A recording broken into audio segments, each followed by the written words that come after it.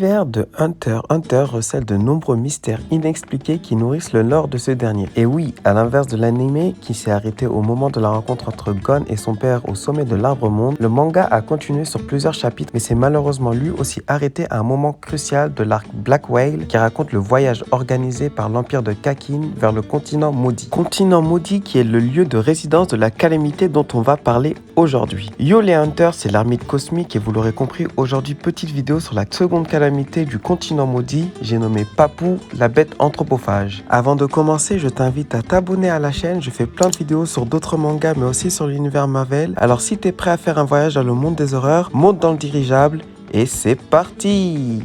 Allez!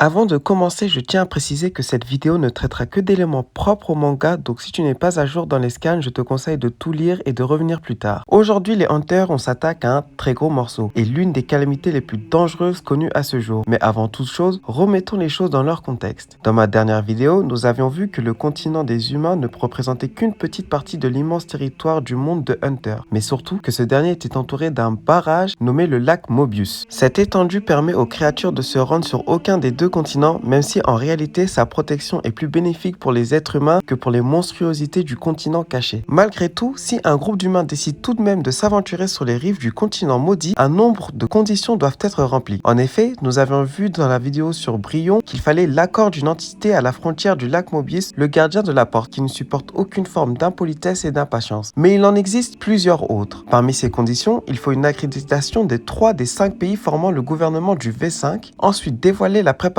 d'un itinéraire prouvant que le voyage n'est pas une reproduction des expéditions passées. Il faut également passer un contrat avec une société en mesure de financer ce voyage et enfin, pour les dirigeants de l'expédition, il faut avoir une grande qualification comme par exemple celle d'un double Hunter qui prouverait la légitimité de leur présence dans une expédition aussi dangereuse. Vous comprenez donc à quel point le haut niveau de préparation justifie le niveau de danger de ces voyages.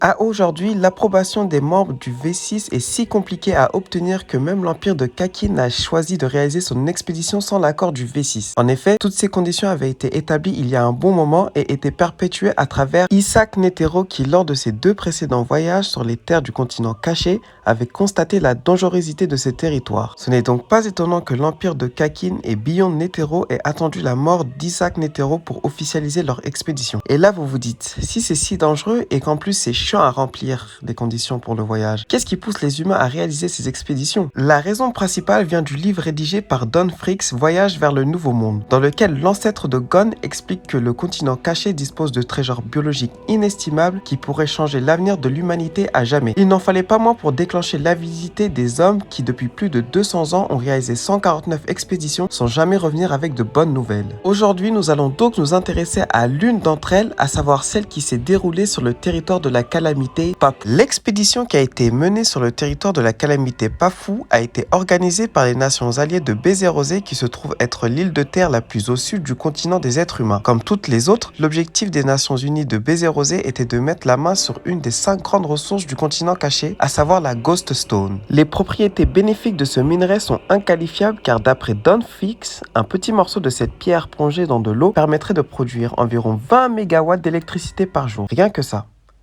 En réalité, ça équivaudrait à la quantité d'électricité produite en un jour par 2 centrales nucléaires à 100% sur 24 heures. Rien que ça. Non, en réalité, c'est l'équivalent de la consommation de 15 000 maisons sur une année entière. Mais surtout, ce qui fait la richesse de ce minerai, c'est que la production d'électricité est indépendante d'autres facteurs et d'autres d'énergie, ce qui représente un avantage absolu sur le plan économique, social ou encore militaire pour les pays la disposant. C'est en ce sens que les Nations Unies de Bézérosé ont envoyé leurs troupes d'élite parcourir une grande partie du lac Mobius en direction du nord-est pour récupérer cette pierre. Après avoir fait le cap vers le nord et longé le rivage du continent caché vers l'est, les forces militaires de la nation de Bézérosé se sont trouvées face à une chaîne de montagne au sein de laquelle on trouve la Ghost Stone. Malheureusement, les soldats venaient de pénétrer sur le territoire de Papou. Papou semble doté de capacités cognitives assez avancées car il utilise la géographie de son territoire à son avantage pour décimer encore plus facilement les étrangers. En effet, la chaîne de montagne que constitue son repère agit comme un labyrinthe au-dessus duquel Papou possède une vue plongeante sur l'ensemble de ses victimes. La sauvagerie de Papou est telle que sur les 1000 hommes, seuls 7 ont réussi à survivre et à revenir tant bien que mal dans le monde des humains. Bien évidemment, les séquelles de ce voyage sont immondes, si bien que sur les 7, 4 décédèrent de leurs blessures, dont un qui sombra dans la folie, tandis que les 3 autres victimes furent prises en charge par l'ICA. Et oui, vous l'aurez compris, ces personnes sont les 3 malheureuses victimes que l'on peut apercevoir sur cette image. Sur la tête de ces 3 corps fripés et réduits à la taille de poupée, vous pouvez apercevoir un petit tube qui est également présent sur l'image de présentation de Papou. Cela peut laisser supposer qu'un lien est créé entre Papou et ses victimes lors de leur rencontre. Même si l'on ne sait que peu de choses sur Papou, y compris son apparence, Don Fricks nous dévoile que la calamité aime capturer les êtres humains afin d'en faire ses animaux de compagnie. Également, nous savons que Papou est une bête anthropophage, ce qui veut dire qu'elle mange des êtres humains. En effet, Don Fricks nous apprend que Papou dévore les êtres humains à travers cette antenne dans un processus au cours duquel il leur transmet un plaisir en échange de leur vie. À travers ce processus, Papou exploite ainsi la faiblesse morale des hommes pour leur prodiguer un plaisir intense en échange d'une mort lente. Oui, effectivement, c'est très sombre cette histoire.